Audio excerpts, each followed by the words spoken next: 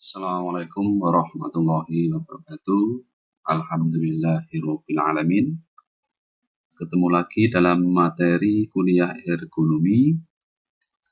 Untuk kali ini kita akan membahas tentang work sampling atau sampling kerja ya, work sampling atau sampling kerja. Jadi kita review lagi bahwa metode pengukuran waktu kerja itu bisa kita pilah menjadi dua. Yang pertama adalah pengukuran secara langsung, yang kedua adalah pengukuran secara tidak langsung. Jadi pokok bahasan atau materi kali ini kira-kira masuk yang pengukuran langsung atau tidak. Kita ingat-ingat yang kemarin. Yang pertama, stopwatch time study itu masuk ke pengukuran langsung, sedangkan materi kita hari ini yaitu tentang work sampling itu masuk ke pengukuran langsung. Sedangkan pengukuran tidak langsung itu ada standar data. Standar data. Selain standar data ada PMTS. Masih ada yang ingat kira-kira PMTS itu apa? Ya, jadi PMTS itu Predetermined Motion Time Study. Predetermined Motion Time System, ya, study time system. Karena kita sudah melakukan studi, maka studinya kita tidak masukkan ya, karena P-nya D-nya predetermined, P-nya ya, M-nya motion time system, PMTS. Di PMTS sendiri ini nanti kita akan membahas atau kita bagi lagi menjadi dua, yaitu ada faktor atau faktor kerja dan ada MOS.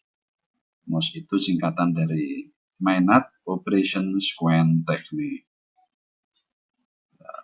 Sedangkan di MOS sendiri ada Basic Sequence Model atau model urutan utama, sequencing kan urutan ya, dan Equipment Handling Sequence Model atau model-model urutan penanganan peralatan. Nah, untuk materi itu kita bahas di kesempatan yang lain. Ya, jadi pembahasan kita bahas tentang work sampling. Jadi pengukuran langsung direct dan pengukuran tidak langsung indirect time study itu bisa kita review lagi bahwa memiliki kelebihan. Jadi pengukuran langsung itu memiliki kelebihan. Yang pertama praktis, karena hanya mencatat waktu saja ya, tanpa menganalisa gerakan-gerakan. Terus yang kekurangannya dibutuhkan waktu pengamatan yang lebih lama agar data akurat dan teliti. Jadi ada kecukupan data ya. Kecukupan data, jadi kecukupan data itu tidak cukup sehari misalnya. Kalau butuh 1000 pengamatan berarti tidak cukup sehari karena keterbatasan waktu. Terus biaya lebih mahal karena datang langsung ke lokasi pengamatan. Jadi biaya-biaya lain akan terakumulasi.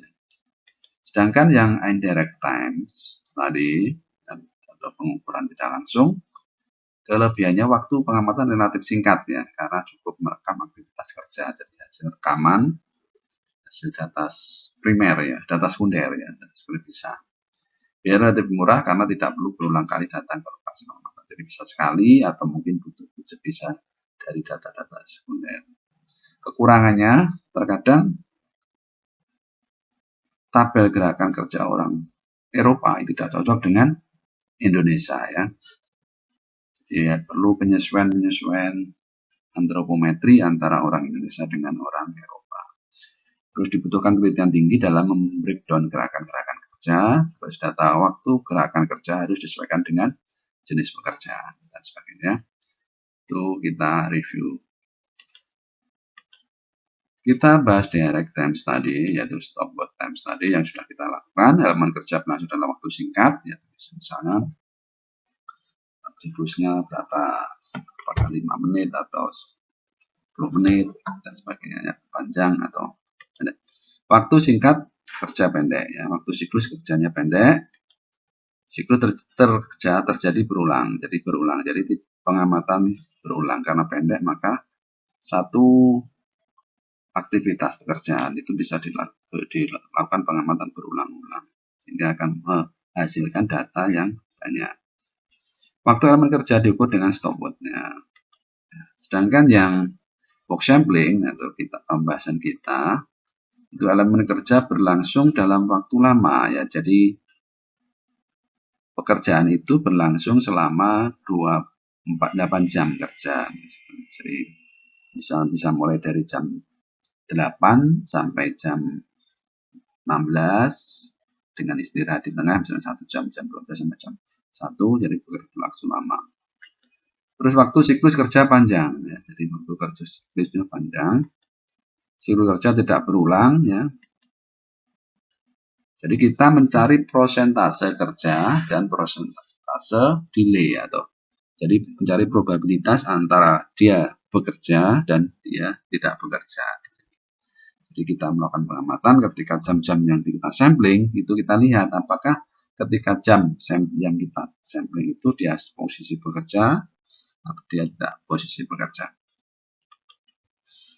Di definisi ya, jadi work sampling itu adalah atau work sampling ada yang mengatakan rasio delay study, ada random observation method. Ini merupakan aktivitas pengukuran waktu kerja secara langsung. Jadi kalau dilihat dari jenisnya langsung terhadap aktivitas operator. Jadi kita mengamati operator atau keadaan suatu mesin ya untuk menentukan prosentase waktu yang dibutuhkan pada setiap kondisi. Jadi kondisinya apakah dia kondisi bekerja atau tidak bekerja, jadi idle atau working. Langkah pengukuran waktu kerja, jadi sama langkahnya. Jadi catat semua informasi berkaitan dengan operasi kerja. Bagi operator ke dalam elemen kegiatan ya. Amati, ukur, dan catat waktu dari elemen kegiatan kerja. Tes dan evaluasi kenormalan, keseragaman kecukupan data. Rasio performance atau hitungan waktu normal, jadi performance ratingnya apakah dia bekerja terlalu cepat atau terlambat atau memang normal. Terus penetapan waktu longgar, allowance-nya sama, jadi ada allowance personal allowance, fatigue allowance, delay atau not available ya. Dan perhitungan waktu dan output. Jadi ini adalah langkah baku yang harus kita lakukan ketika melakukan waktu pengukuran kerja ya. Jadi langkah pengukuran waktu kerja. Jadi nanti kita model seperti ini. Jadi misalnya nanti kita mulai start jam 8, jam 7 ya. Istirahat jam 12 sampai jam 1 dan selesai jam 16. Jadi kita akan melakukan pengamatan seperti contoh seperti itu. Jadi mulai jam 7 sampai jam 16 ya, jam 4 sore. Jadi nanti kita ketika anak-anak itu kita lakukan waktu-waktu pengamatan. Jadi asumsi yang kita lihat adalah ketika melakukan pada anak panah itu kita melakukan pengamatan. Ya. Jadi nanti kita buat tally itu angka seperti ini ya. Jadi setiap 5 kita coret. Jadi nanti ketahuan. Jadi aktivitas, jadi kita membagi menjadi aktivitas produktif dan aktivitas non produktif. Aktivitas produktif ya dari elemen-elemen kegiatan pekerjaannya. Misalnya kalau kita contoh gambarannya yang mungkin kita setiap hari melakukan atau mungkin yang berkendara ya biasanya mengisi bahan bakar ya atau baik di Pertamina maupun di non Pertamina ya, bisa Shell, bisa AKR dan sebagainya. Itu biasanya kan ada aktivitas pekerjaan ya, aktivitas pekerjaan dia, pekerjaan menerima customer ya atau konsumen. Jadi biasanya misalnya di kerjaan pom bensin itu kita bagi. Yang pertama misalnya aktivitas pertama, elemen pertama menanyai berapa apa gitu ya, berapa liter pertama, cek dan sebagainya, jenis BBM-nya apa. Terus kedua misalnya membuka apa, menutup mobil itu ya. Ketiga misalnya menombol. Keempat misalnya masukkan nozzle BBM ke mobil dan sebagainya sampai selesai, akhirnya menerima kartu misalnya atau cash dan sebagainya. Saudara, itu sebagai elemen-elemen kerja yang saudara breakdown ya. Terus ada kegiatan lain misalnya selain adesnya, jadi selain kegiatan utama itu biasanya ada ades. Jadi selain melakukan kegiatan utama yaitu melayani konsumen mengisi BBM, dia juga misalnya melayani penjualan LPG atau mungkin ada yang sambil berjualan minuman dan sebagainya. Itu berarti ada. Jadi dia bukan kegiatan utama. Maka ketika jam-jam yang telah kita random, maka saudara amati. Misalnya jam 7 lebih 5, dia sedang ngapain? Apa dia bekerja atau dia tidak bekerja, maka saudara tally ya. Nanti akan ketemu sampai seperti ini ya. Aktivitas produktif sebanyak 36, aktivitas non produktif selama 14. Ini kegiatan selama 8 jam ya. Jadi pengamatan dilakukan saat operator mesin sedang bekerja ya. Jadi yang coklat, terus kalau yang biru misalnya dilakukan saat operator mesin tidak bekerja. Misalnya yang warna-warna biru itu delay, misalnya seperti itu. Ya. Jadi nanti seperti ini waktu tabelnya ya, tabel ada waktunya, waktu kerja. Inilah yang kita sampling. Jadi jam misalnya kita melakukan pengamatan mulai jam 18 sampai jam 20 misalnya. Ini contohnya. Jadi 18.06.57 itu operatornya sedang ngapain. Jadi saudara mengamati aktivitas pekerjaan pada jam-jam ini. Jadi selain jam-jam yang telah disampling ini saudara tidak usah mengamati. Jadi jam 18.057 itu saudara amati. Ya, ketika jadi operatornya sedang ngapain dan sebagainya. Jadi yang kita random itu adalah waktunya. Ya, waktu pengamatan yang kita random. Terus not working, jadi personal time, waiting, fatigue, not available. Ini adalah pekerjaan non produktif ya. Terus primarily working, ada primary working ya, jadi not working efektif, not working, jadi pekerjaan non produktif. Pekerjaan workingnya, pekerjaan produktif ini pekerjaan utama, adesnya yang tadi, pekerjaan utama misalnya tadi pelayanan di pom bensin yang utama, terus adesnya misalnya menjual minuman, melayani LPG dan sebagainya ya. Jadi non working activity. Jadi non working, non produktif, non produktif. Nah ini pengamatannya, jumlah pengamatan ya. Banyaknya pengamatan, ya biasanya kita mulai dengan pre-work sampling. Kita melakukan pengamatan sebanyak 100 kali, 100 sampai 200 kali pengamatan. Nah, 100 sampai 200 ini kita random berapa hari ya, work sampling. Jadi pre-work sampling. Jadi terus ini ada personal time, itu ada 1, 2, 3. 1, 2, 3 itu menunjukkan operatornya ya. Jadi tally-nya nanti kita masukkan di kotak-kotak 1, 2, 3 misalnya. Ya, misalnya kita mengamati 3 orang langsung ya. Ini ada 1, 2, 3, 1, 2. Ya, terus ini PR personal rating, performance ratingnya ya, performance rating itu kita tentukan. Jadi setiap aktivitas itu biasanya ada personal performance rating, apakah dia normal atau terlalu lambat atau terlalu cepat ya. Jadi seperti itu ya. Ini rekap data work sampling seperti ini nanti kita gunakan ya ketika kita melakukan pengamatan. Jadi ada pengamatan tadi ya, path walking dan pada primary address. Ini data angka random sampling. Ya, contoh data atau angka acak ya, tabel angka random. Ini bisa saudara cari di internet ya, jadi tabel angka acak, atau saudara bisa mengacak dengan menggunakan Excel. Jadi misalnya jadi kita mulai cara melakukan random ya. Kita menentukan waktu-waktu yang kita gunakan untuk melakukan pengamatan. Jadi waktu-waktu inilah yang kita lakukan untuk mengamati apakah dia bekerja atau tidak bekerja.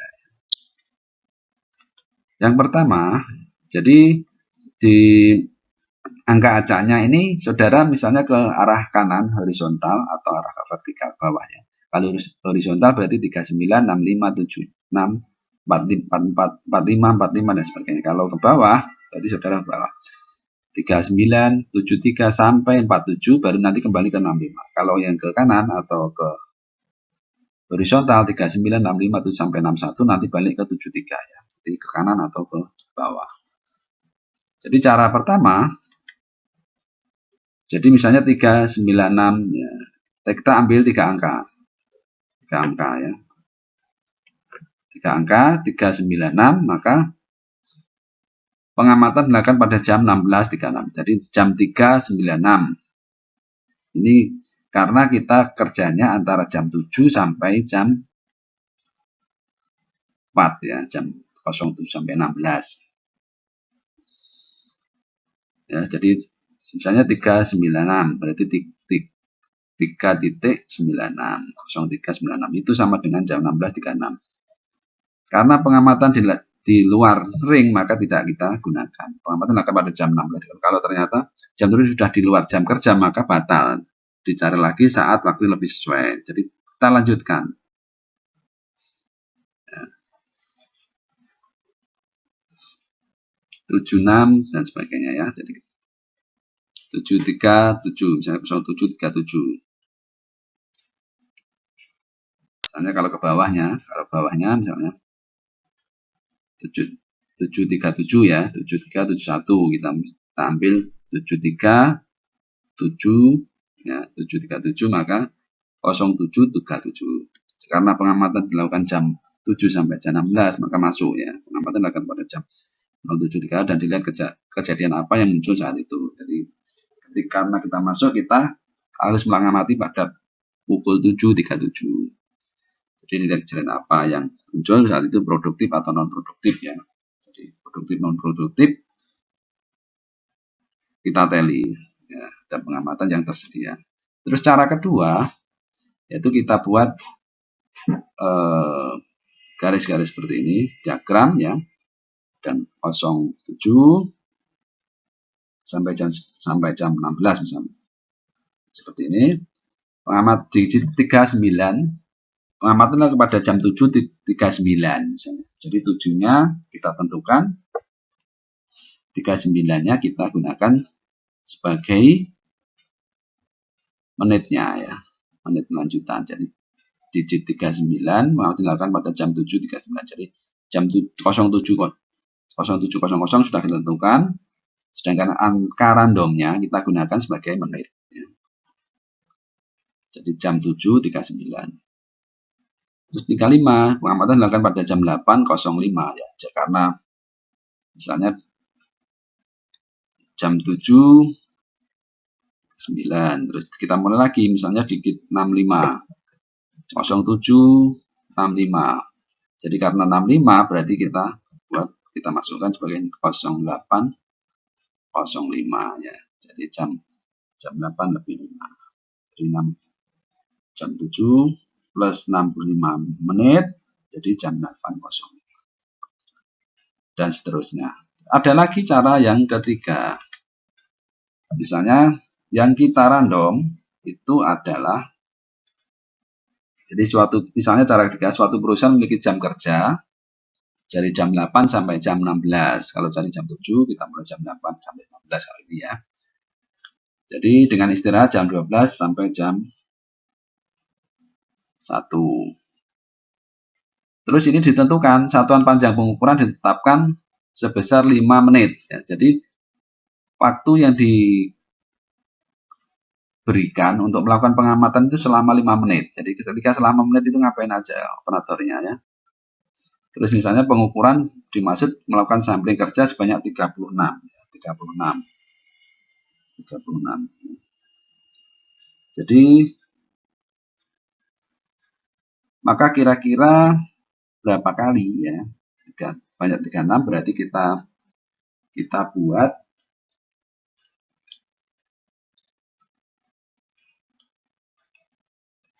tabel pengamatan sebanyak 84. 84 itu dari mana ya? Kita hitung. Jadi jam 8 sampai jam 16 itu 8 jam ya.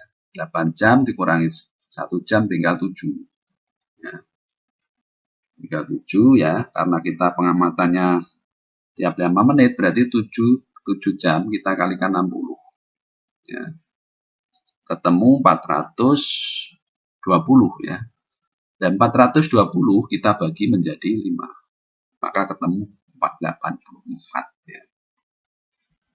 Jadi 7 jam itu sama dengan 84 kali pengamatan kalau kita gunakan seluruhnya ya. Tapi kita ini hanya melakukan 36 pengamatan. Jadi dari 84 pengamatan atau 84 waktu itu kita hanya melakukan pengamatan sebanyak 36 ya. Jadi seperti itu. Jadi saya ulangi. 84 itu adalah waktu 7 jam ya, 7 jam. 7 itu karena jam 8 sampai jam 16 itu kan 8 jam. Dikurangi istirahatnya 12 sampai 13. Waktu pengamatan itu sebanyak 5 menit. Berarti kan 7 jam dikalikan 60 ya. 7 jam dikalikan 60 itu ketemu 420. 420 karena kita tiap pengamatan sebanyak 5 menit, maka kita bagi menjadi 5. Maka ketemu 84 pengamatan ya. Ini kita menentukan plot 5 menit selama 7 jam ya. Misalnya kita memiliki angka acak seperti ini ya. Asumsi mulai 9506 dan sebagainya kita boleh ke kanan horizontal atau ke bawah vertikal. Kita contohnya ke kanan ya. Ke kanan berarti vertikal. Jadi mulai 950622 sampai 17067. Asumsinya seperti itu. Jadi nanti kita angka randomnya buat seperti ini ya. Jadi dari 84 tadi kita tentukan angka random. Jadi kita melakukan pengamatan pada urutan keberapa ya, urutan berapa dari 84 tadi. Jadi misalnya 950622 ya. Karena kita bekerja antara jam 8 sampai jam 16, maka yang pertama 950622. Kalau 95 berarti kita tidak masuk karena kita batasnya hanya 84 ya. Maka kita coret 84. Jadi 0622. Selanjutnya 220985. Jadi yang kanan, jadi kedua itu 22059. Jadi 220985 itu karena 22 sudah, maka yang 22 kedua kita coret ya. 98. Terus 742942. Karena 84 tadi ya masih masuk. Selanjutnya 783907. 7 itu masih masuk ya, masih masuk ring 84 tadi. Jadi 1 sampai 84. 90 70 93. 90 sudah tidak masuk ya. 85 tidak masuk ya tadi karena batas kita 84. 90 juga tidak masuk karena batas kita 84. 93 juga tidak masuk. Setelah kita urutkan, jadi ini masih banyak sekali contoh dari sampai 5 baris ya. Ini saudara lanjutkan 98, 94, 04 dan sebagainya ya. Jadi titik pengamatan terpilih setelah kita lakukan random itu seperti ini ya. Jadi titik pertama, titik 3, titik 6, 7, 8, 9, 13, 15. Jadi titik 2 kita tidak usah mengamati, titik 4 tidak usah, 5 tidak usah. 9, 7, 8, 9 ya, 16, berarti 10 sampai 12 tidak usah melakukan pengamatan. 13 ya, 14 tidak usah dan sebagainya ya. Jadi kita hanya melakukan pengamatan pada titik-titik ini karena kita hanya melakukan 36 pengamatan dari 84 ya. Jadi seperti ini ya. Ini tabel utuhnya. Jadi karena kita tadi pengamatan tiap 5 menit ya, jadi 0805 ya, 1, kedua. Jadi kita sudah tentukan tadi waktu-waktu yang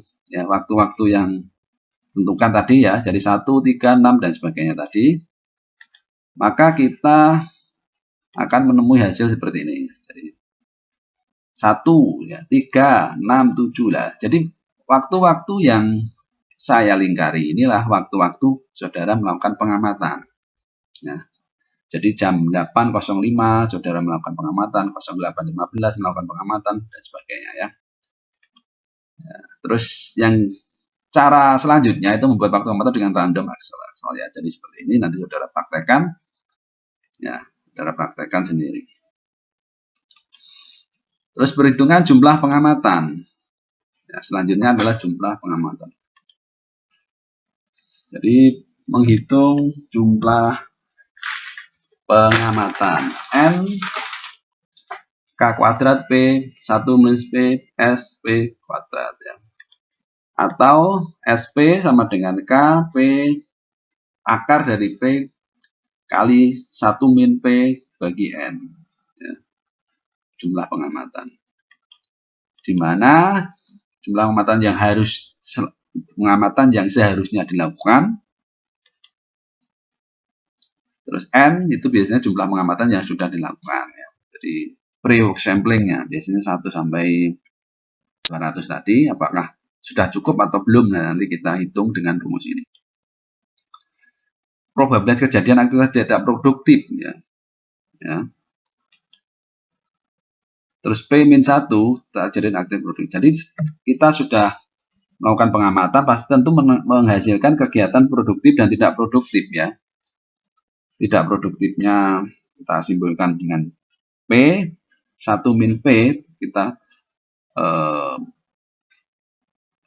notasikan sebagai kejadian aktivitas produktif ya. K, indeks tingkat kepercayaan, nah, confidence level ya, confidence level. Jadi confidence level di masing-masing ada nilai 3 misalnya untuk tingkat kepercayaan 99. Jadi kita menggunakan tingkat kepercayaan 99 misalnya. Kan 3. K-nya 3. Atau tingkat kepercayaan 95 maka K-nya kita buat 2. Ya. Atau mungkin yang lebih rendah lagi tingkat kepercayaan 90 ya. Tingkat kepercayaan 90 maka K-nya kita buat 1,65. Jadi tapi kalau kita tidak itu kan nilai yang sudah kita bulatkan ya. Kalau tidak kita bulatkan misalnya yang K itu sebenarnya kan 2,59 ya.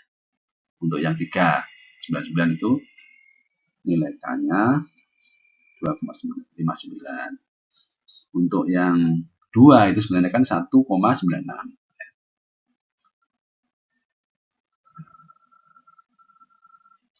Sedangkan yang 90 ya 1 biasanya, ada yang 1 atau 1,64 ya. 1,64 ini 1,65 ya. Indeks tingkat ketelitian degree of akurasinya 95 atau berapa ya, atau 5% dan sebagainya. Terus ini nomogram method. Jadi selain menggunakan rumus itu ada lagi nomogram method ya. Jadi presentasi P-nya berapa? Jadi kita lihat nilai P Terus kita errornya berapa, ya, akurasi misalnya. Terus kita number of observation-nya ketemu. Jadi mulai dari tingkat misalnya 90, kurang P-nya misalnya kita contohkan adalah 75 ya, 75. Terus tingkat akurasi frekuensi errornya, tingkat standar errornya 5%. Maka dari 75 kita tarik ke 5. Ya. Terus kita luruskan lagi atau kita teruskan menuju number observation. Itulah berapa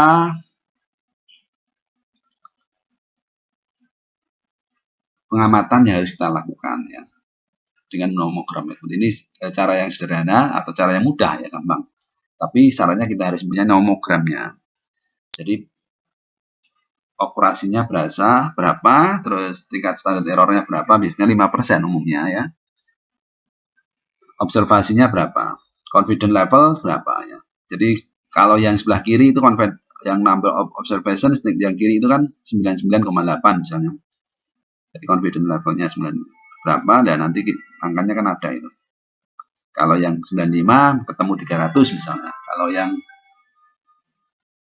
99 ketemu 650 ya, 650. 300 dan 650 tergantung dari confidence levelnya kita menggunakan berapa. Misalnya kita dikasih data persentase akurasi misalnya 75 ya, atau 25. Terus standar errornya berapa, karena tidak ditentukan biasanya, karena kita human biasanya 5%. 5% itu dianggap aman, inisial ya. Maka ketemu number of observation tergantung dari nanti confidence levelnya 99 atau 95. Kalau 99 di sebelah kiri tabel, kalau yang jadi 650 atau 300 hasilnya ya. Terus menganalisa hasil pengamatan work sampling ya. Jadi kita melakukan pengamatan, misalnya contoh ya, ini nanti kalau secara hitungannya saudara hitung sendiri secara detail ya. Ini untuk memudahkan saudara ya, memahami saudara. Misalnya ketika kita melakukan work sampling, biasanya ada pre-work sampling ya. Menggunakan pre-work sampling misalnya kita tentukan 200 ya, 200 pengamatan. Nah, 200 pengamatan itu nanti saudara bagi berapa hari ya. Berapa hari. Misalnya kalau saudara tadi menggunakan cara pertama di random tadi ya, jadi jamnya saudara random, tidak menggunakan interval 5 menitan misalnya. Jadi cara ketiga tadi kan menggunakan 5 menit. Cara 1, 2, jadi langsung saudara random antara jam 7 sampai jam 16. Kita asumsi 8 jam kerja ya. Kalau yang cara 3 tadi kan asumsi 7 jam kerja. Jadi saudara random, jadi kalau 200 misalnya satu hari 50 pengamatan. Berarti saudara bagi 200 bagi 4 ya. Jadi menjadi 4 hari. Hari pertama, hari kedua, hari 3. Hari keempat. Kalau ini contohnya ini ya. Hari pertama 200 ya, 200 kerja hari 4 hari. Jadi ini work sampling, pre-work samplingnya sudah saudara. Terus yang hari 1, hari 2 di tabel ini adalah hari untuk menambah ya. Karena hasil perhitungannya ternyata pengamatan sesungguhnya itu tidak cukup ya. Jadi saudara melakukan work sampling, pre-work samplingnya 200, ternyata waktu pengamatan yang saudara lakukan adalah sebanyak 800. Jadi N kurang dari N aksen ya. Maka data tidak cukup, maka saudara harus melakukan pengukuran lagi atau pengamatan lagi atau work sampling lagi. Hari pertama saudara melakukan 200 lagi. 200 misalnya, diasumsikan 200 per hari. Berarti 200 tambah 200, hari pertama 200, hari kedua 200, 400. Ini saudara hitung. Misalnya N-nya 800. Ini kalau saudara hitung dengan menggunakan rumus ini sebenarnya bisa turun. Bisa turun atau bisa naik. Kalau ini misalnya contohnya kita buat N-nya ditetapkan 800 ya. Jadi 400, karena N-nya baru 400, maka belum cukup ya. Maka dilanjutkan pada hari ketiga, 200, 200, 600 ya. Nah, terus hari keempat, hari ketiga ya, baru ketemu 800. Jadi 800 itu besar sama dengan ya. Maka data cukup. Jadi saudara melakukan pengamatan sebanyak ini. Saudara melakukan pengamatan sebanyak 800. Ya.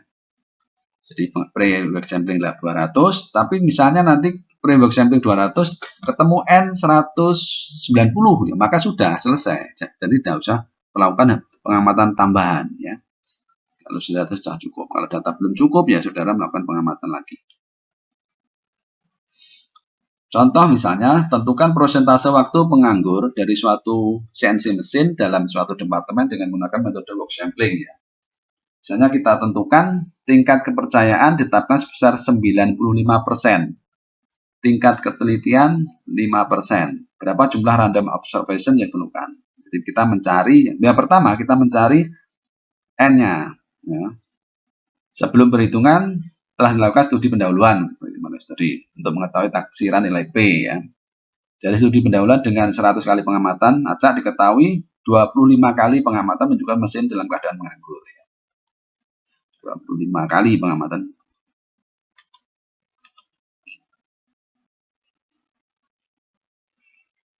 Persentase nilai C, nilai P ya. 25%. 25% dari 25 per 100 kali 100 sama dengan 25% ya. Dengan P 25%, S-nya 5%, jadi sesuai dengan rumus, sesuai dengan apa? Soal ya. N-nya rumusnya adalah N K kuadrat P kali 1 min S ya. Jadi ada K, nah tadi ini karena berapa ini? Menggunakan berapa persen? 95 atau 85 atau 99 ya.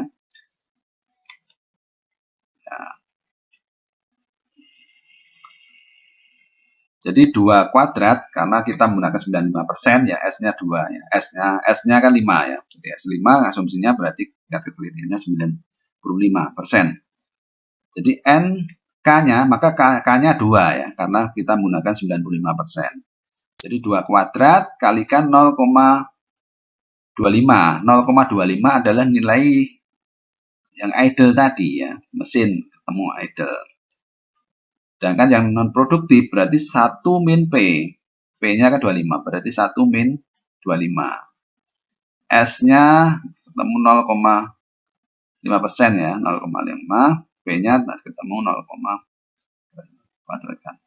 Maka N-nya ketemu 4.800.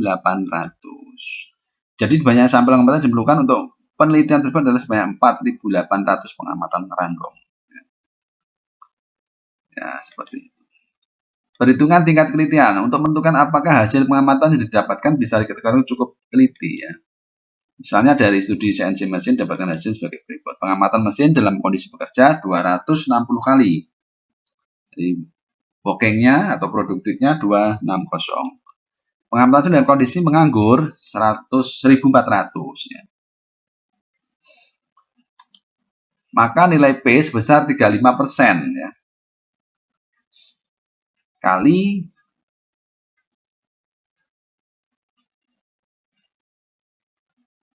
1.400 dibagi 4.000 kali 100 ya. Kita masukkan asumsi karena 4.000 dari mana? Yaitu penjumlahan dari total pengamatan ya. 4.000 adalah total pengamatan N-nya. Jadi pengamatan kondisi bekerja 26 kali, kondisi tidak bekerja 1.400 ya. 1.400. Maka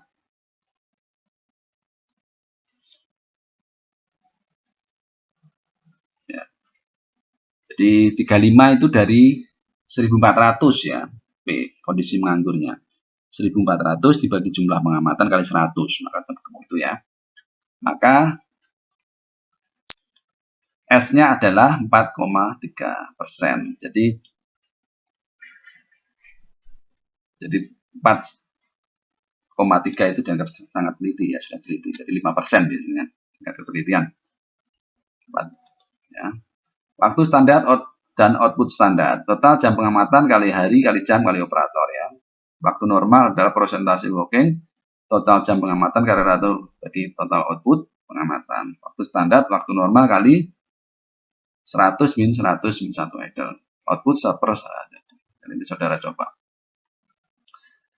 Dan soal, seorang pekerja kantor pos bekerja 8 jam sehari untuk melakukan penyortiran surat-surat dari pengamatan yang dilakukan ternyata 85 pekerja tersebut dalam kondisi bekerja dan 15 kondisi penganggur. Apabila jumlah surat yang disortir sebanyak 2, 3, 4, 5 surat, maka tentukan waktu bakunya dengan asumsi rating faktor 115%. Berarti bekerjanya sangat-sangat cepat ya, atau di atas normal 15%. Dan kelonggarannya 20%. Jadi kelonggaran sudah ditentukan 20%. Itu tidak memandang apakah fatigue allowance, personal allowance, atau delay ya. Coba saudara kerjakan ya. Berapa waktu standar dan output standarnya. Jadi mungkin itu yang bisa saya sampaikan. Terima kasih ya. Semoga bermanfaat. Assalamualaikum warahmatullahi wabarakatuh.